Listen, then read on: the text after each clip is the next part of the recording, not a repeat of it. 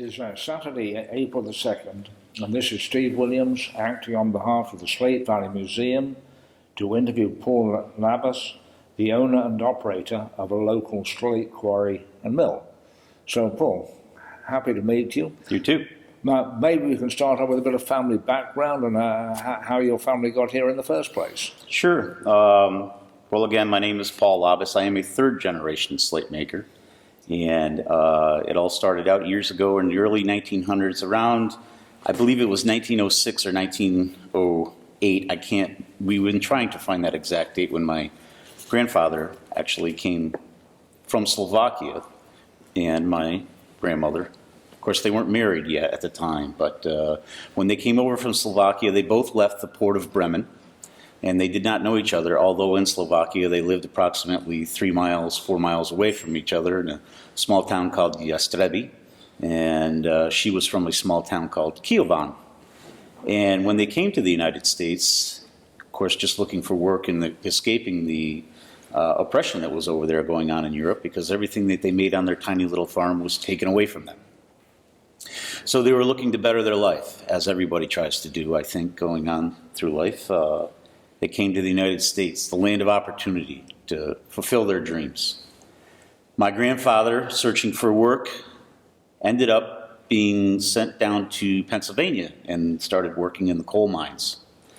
My grandmother ended up knowing some friends that had already come to the new country, had come to Granville, New York, and lived right here on the site where this museum is built today, in the longhouses.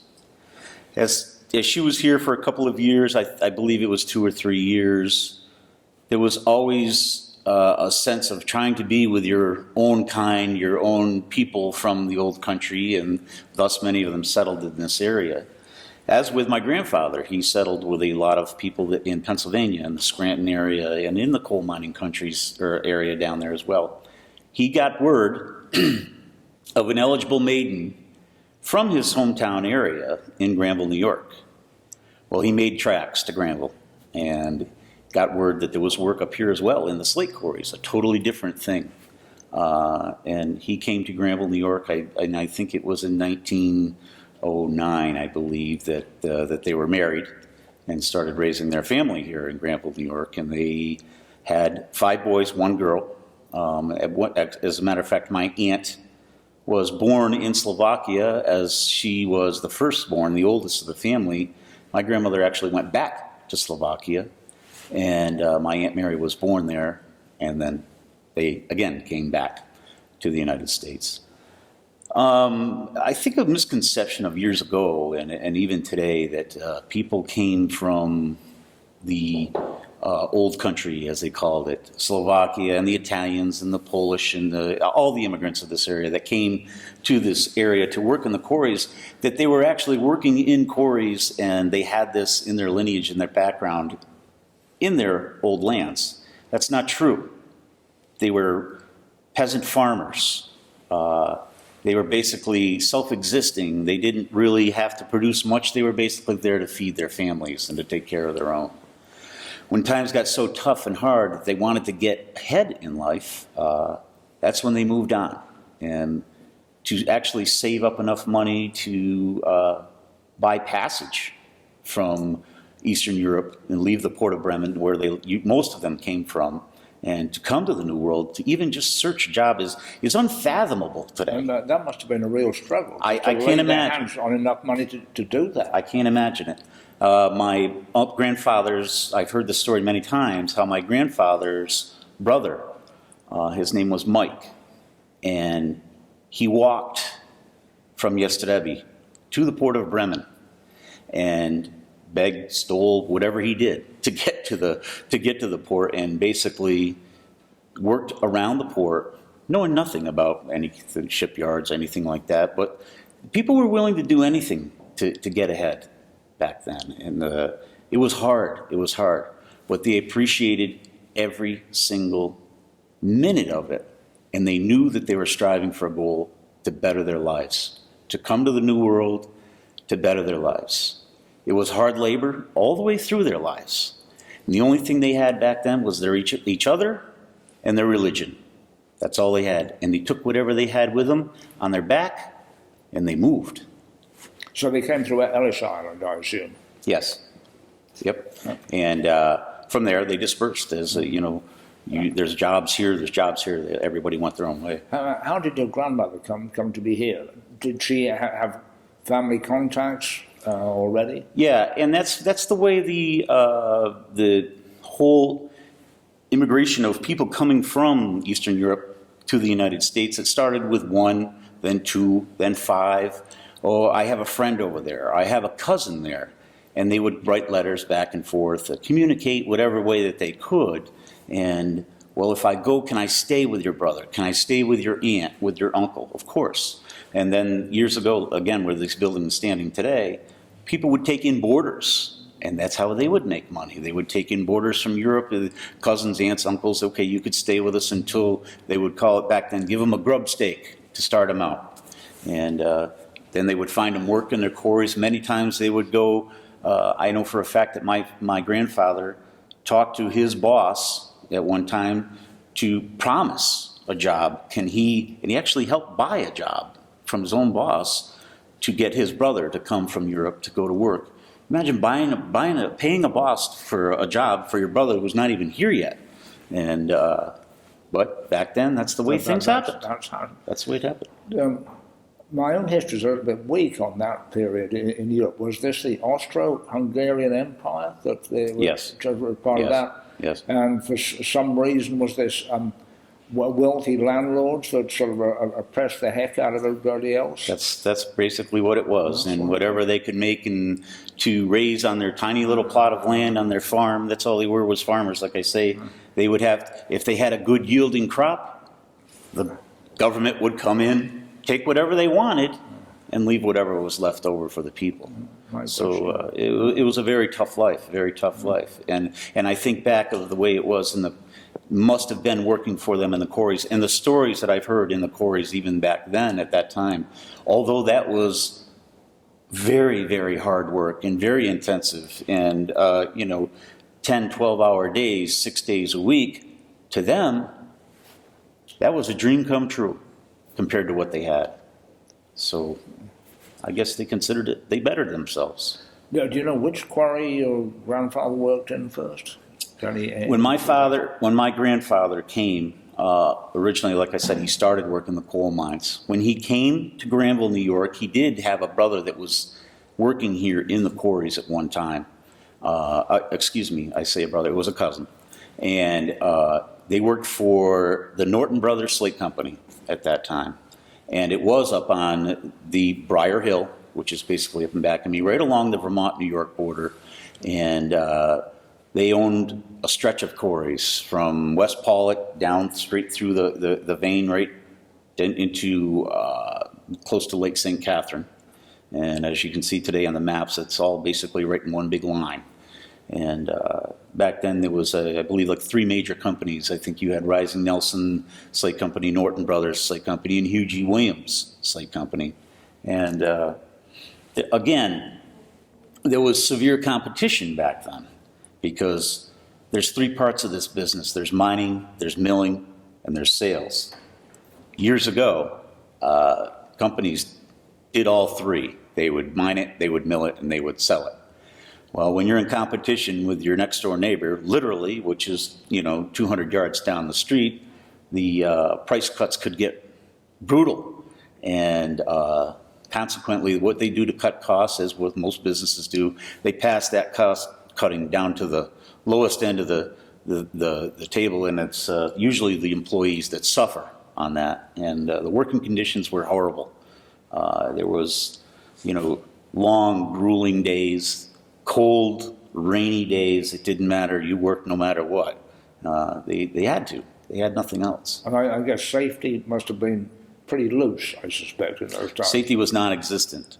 There was many stories back then of men getting killed in the quarries, men being blown up, buried alive, cut, hurt, maimed, smashed, dumped out of rubbish boxes, caught into cable systems, trampled by horses, you name it, burned by steam engines, steam lines exploding. But back then, there was no workman's compensation. no Social Security disability.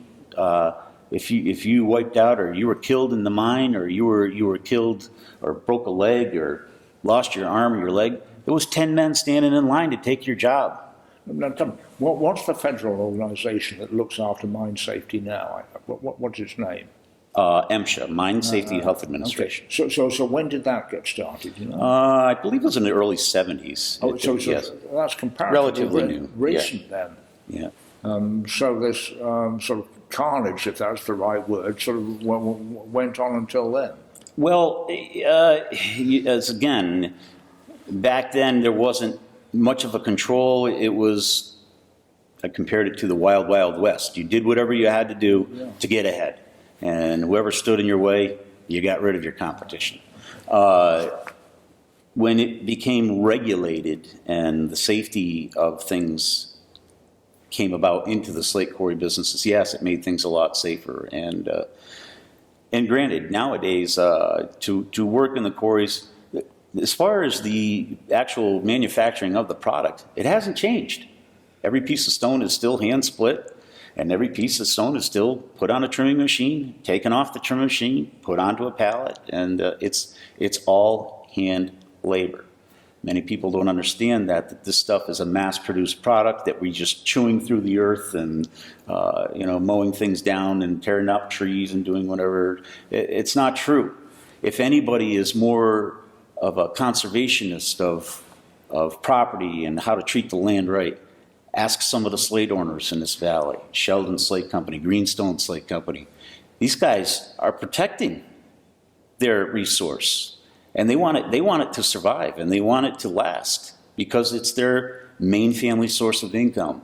So it's not being exploited in any way, and the employees that work at these quarries nowadays are miles ahead safer than they were years ago. Well, I was in the design of the equipment has improved. Much of the equipment, yes. Years ago, things were run by cable and steam winches. Then it turned over to electricity winches, and that was dangerous because many of the operators of the drum and cable hoists and winches never saw the pitmen down in the pit. Everything was done by a motion boy who stood on the edge of the pit making motion, blocks, no blocks, anything like that. And that's how they communicated. Well, if you have a 3-ton carriage going down 175 feet into a quarry that you're not even looking at, and you're counting on this young guy standing on the edge of a pit, just looking over the edge, and he doesn't have any communication, only hand signals down there. I guess maybe that's where sign language came in, I don't know. But that was how they communicated. And nowadays it's truck and it's excavator, backup alarms, there's bells, horns, whistles.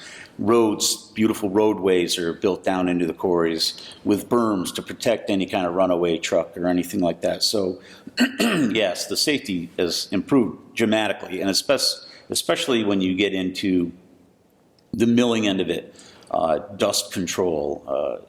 It was a horrible disease back then to die of. Back then, black lung, the silicosis that was affecting many of the people. Okay, so ventilation is... Ventilation. Slate has come a long ways since its inception in this valley. It's become more of a, not a necessity, but a, how do you want to say it, a novelty.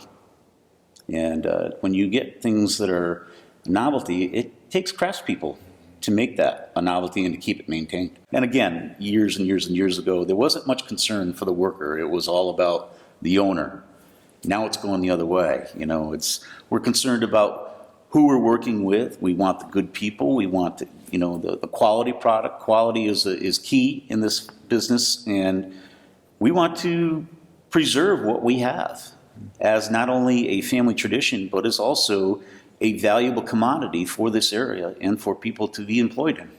No, I think surely in terms of the Granville area, Granville, West Paulet, Castleton, Fairhaven, I mean, this is a significant part of the local economy. It certainly is, and it's been part of the threads of the quilt that's kept all these neighboring communities together. And I've been here my whole life, I'm almost 50 years old now, and it's like you can go from quarry to quarry to quarry, and it's sometimes funny to see, well, gee, that guy used to work for me last year. Well, now he's working at this quarry or this quarry. So again, once these guys that are employed in the slate business, they have that built-in skill and knowledge. A lot of them will leave, but I've seen a lot of them come back. Even though it's very hard work, it's what they enjoy, and it's in their blood. And my father always told me that too. Once you get cut by the stone, it's in your blood. You're infected with it. You're not going to walk away. So you're running your quarry on the Switch Road in West Pawlett with your brother Mike, I Correct. understand. Correct. And did your father have that too? Yes. During the Great Depression, the whole slate industry in this valley pretty much shut down. There was thousands of people out of work. And one of the big things that they did back in that time in this area was, there's still a lot of them left in Granville, but a lot of them are breaking up and getting dug up, replaced with concrete, is the slate stone sidewalks that are in this valley. Now, to make a sidewalk that's 2 inches thick, and some of these sidewalks, you measure them and they're some 8, 10 feet long, 4 foot wide, by hand, and hand trim them, that's quite a feat. That's quite a feat. So it would take a lot of men to do that.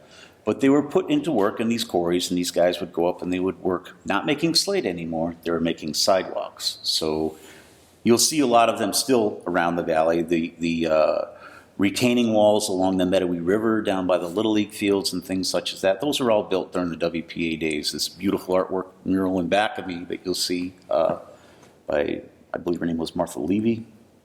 And, you know, people, again, these people were accustomed to being poor and starving. The Depression was nothing to them. They left something that was 10 times worse. They still grew up, they still ate. As a matter of fact, the Slovak people in this community, in this town, were able to scrimp and save and have enough money saved up. When the time came after the Depression started to let go of the grip of the country a little bit, a gentleman by the name of Hugh G. Williams wanted to reopen one of his quarries called the Big Quarry. And it was a quarry that my grandfather had worked in. And a lot of the Slovak people had worked in it. Well, he didn't have any money. He lost it all during the Depression. He still had the property. He had obtained a few orders and wanted to start back working. He came to the Slovak people down here in this alley of Granville and requested them, will you give me some money? I'll promise you a job. I want to get this quarry going, but I need to buy explosives. I need to buy tools. I need to buy all the necessities that it takes to mine a quarry, and I also need you to work it, to produce this. This was mid-30s? Yes, okay. Early 30s. Yeah. Well, the Slovak people, being trustworthy of anybody that came and asked for help, because that's what they did. They leaned on each other. They pooled their money together, and they chipped in, and again, my father bought my uncle a job. Okay, I'll give you, back then, $1,000? $1,000. I want to buy my job for $500, and I want to buy a job for my brother, too, at $500. Sure, I'll take it, you know. And they did that amongst the whole community. The Polish people did too. The Italians, they gave money too. Well, they started this quarry, and over the years, as slowly, they went 26 weeks without a paycheck. Good Lord, and they'd already put a slug of money down to get in. They put $500 to get in, and they worked half a year before they even got a paycheck. Now, mind you, back then, even my grandparents, they were able to scrimp and save what little money that they had to go and do such a thing, but to buy themselves a job and work half a year to get a measly bit of it back, $10 a week, $12 a week, to this day, a little extra money, my father used to tell me, they thought was put into their pay envelopes. They didn't know. They couldn't read or write. There was no loan signed. There was no credit report. There was no TRW run. There was nothing. Everything was on trust. Everything was on trust and a handshake. But as things went, the quarries started to turn around. Production came up. He was slowly paid the people back. And they actually teamed up together and threw this man a party. And they worshiped him as an owner because they considered him to be so good to them to employ them back, to get them working again. I think there is also a trophy that they awarded this man in this museum for doing that for them and their families. It's a great story, isn't it? It is. It's mind-boggling when you think about it. Now, where was this quarry? This quarry was right up on the Bullfrog Hollow Road, just on the right-hand side. Okay. Yeah, and it was shut down, I believe, in the on the onslaught of World War II. Again, all the quarries shut down. Everything's collapsed. Everything's collapsed again because all the men were gone in the town, in the village. They all got drafted. They were all sent to Europe. And ironically, I mean, my father, he was one of 5 brothers that they all got drafted and all sent, scattered all over the globe. But ironically, most of them were sent right back and into the Eastern Europe, fighting in the area that their parents left to come to the United States for. And my Uncle Abe would write letters back to my grandmother in Granville saying, "Gee, Mom, here I am. Do you remember this place?" And, right down the main street of their home village. What a story. It's crazy. It's crazy. But it's ironic, but it's true. And I think, whatever goes around comes around. Yep. So, in terms of the business, I think originally it was at roof slate. I guess you mentioned you've gone to sidewalk, paving. Have there been other things? Floor tiling, I guess we're right on floor tiling. Yeah, after World War II, again, the men came back to town. What are we going to do? Well, let's start a quarry. Let's go back. Let's start working together and start up the quarries. The problem was when they started the quarries back up and they were making production, they couldn't sell their products anymore because along with the end of World War II there was many new materials, as with something that world life-changing did. No longer was slate a necessity. You had asphalt roof. You had metal roofing that was coming out. You had rubber roofs that were coming out. Everything was more affordable. Everything was easier to obtain. Things were being manufactured in large quantities, mass-produced, because all the factories in the United States were geared up in war production mode. And what do? They produced 5,000 tanks, and they did everything in bulk in huge, huge, massive ways. Well, what do you do when you have all this machinery geared up to build war goods all this time? Well, you turn it around to make consumables for the people that are living, and prospering, coming back, starting families, and the baby boomers that started coming around.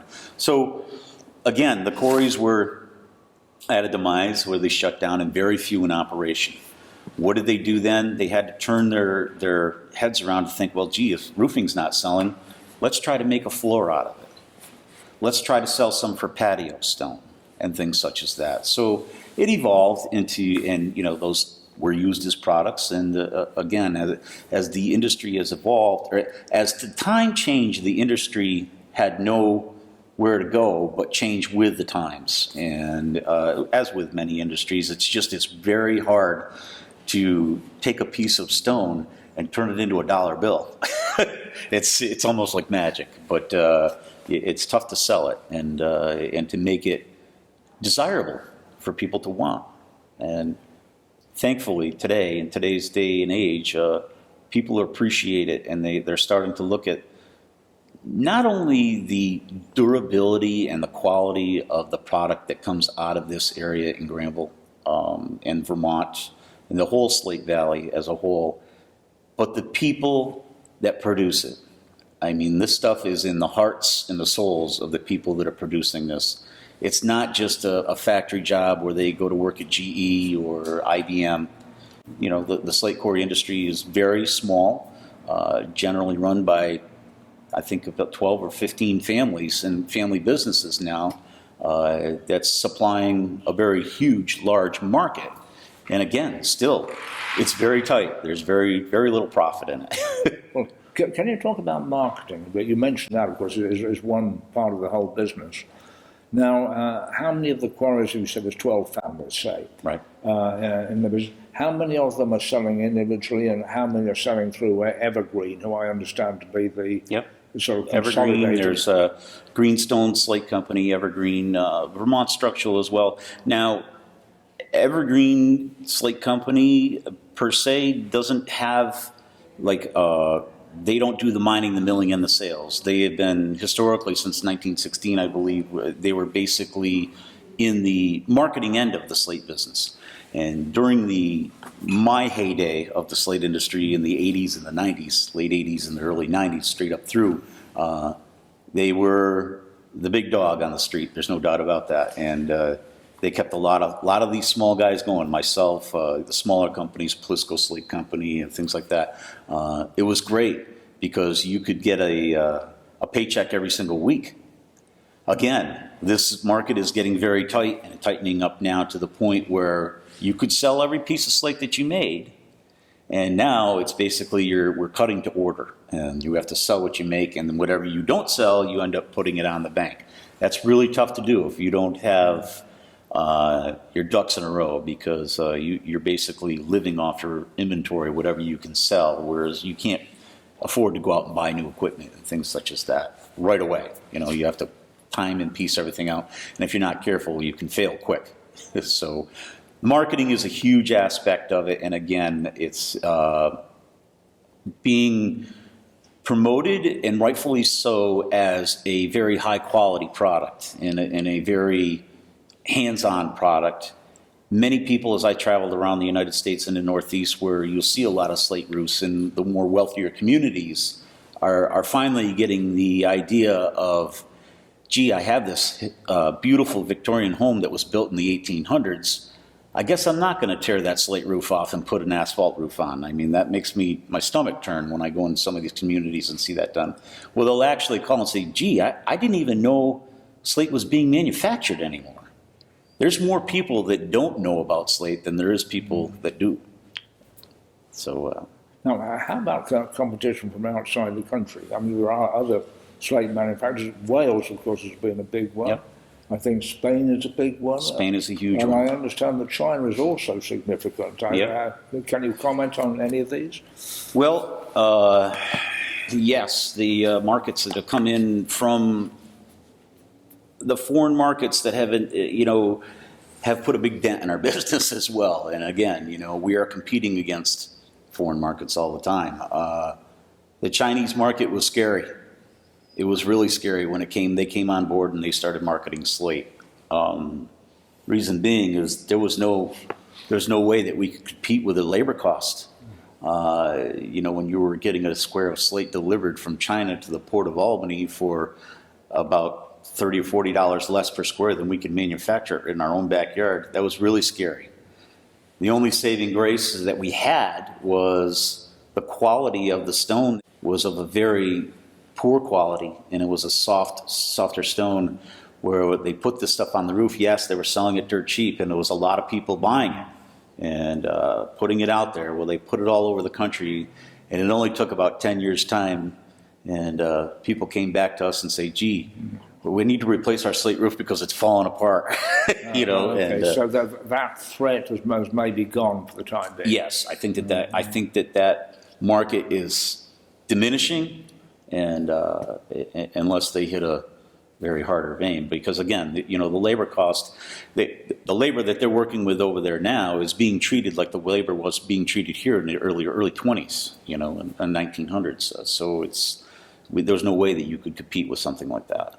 And when you're dealing with a labor-intensive product, that's your big cost, and it's all hands-on. The Spanish black is very beautiful quality stone, very nice stuff. That's a very deep, dark black and things like that. So the market is, I would say, challenged. I would say that the quality of the product that comes out of this valley is bar none the best in the world. Not because I'm just part of it, but it's true, and it's proven itself over the test of time. I mean, you can walk around this village itself and see houses that were built in the 1850s and still have their original roof on them. And the European market is becoming strong for us because a lot of the quarries in Wales, northern Wales, Penrhyn quarries, are shut down. So where do they get their product? They're getting it from us. We're starting to ship back into Europe. Back to Europe. Yeah. Okay. So now, in terms of slate roofs, is it, say, college buildings? Is it institutional buildings? Is it people are building mansions with X thousand square feet? They decide they want to have a slate roof, or a mixture of all of these? Well, a lot of your federal buildings that are built to last, the institutions of the world, the big, powerful, whatever you want to call it, there's a lot of them that specify, slate roof. And some of them will even specify certain quarries that they want it to come from the valley that the building was originally made of. I mean, when 9/11 hit, of course, the whole country was devastated. Who could do such a thing to America? Why? And this tiny little town of Granville, all of a sudden there was a phone call. Well, one of the planes that went into the Pentagon, the roof itself came from this little tiny area. Well, what a sense of pride to be able to, go to work and actually feel like you're to provide that piece of slate, and Evergreen Slate Company was a big part of that, and it was a sense of pride as well as it is now today. And again, like I say, it's part of the soul. It's what you do, and to be able to bring that pleasure back, to say, yeah, that's what we do. Well, Paul, that sounds really great, the resume you've given us and the broad touching. Just before we close, is there anything else you'd like to tell the visitors to the Slate Valley Museum? I wish that everybody would come and see what a tiny treasure that we have here. It's definitely a gem, and it's a hidden gem. And come around and talk to some of the slate quarry operators and owners. And there isn't anybody that doesn't like to show off the things that they have. And to us, it's a shining example of a business that's been kept and maintained by hard work and dedication, perseverance, and truthfulness to each other. We don't have much competition, with the rest of the world nobody does when you're the best. Well, when you're the best, you end up bringing a lot of friends with you. And again, we try to protect what we have. We strive to make it safe, environmentally correct, and to keep it going for longevity and for future generations to come. Well, Paul, that was great. Let me wish you all success in your continued activities in the slate industry. Thank you, Paul. Thank you. Okay, thank you. Very good.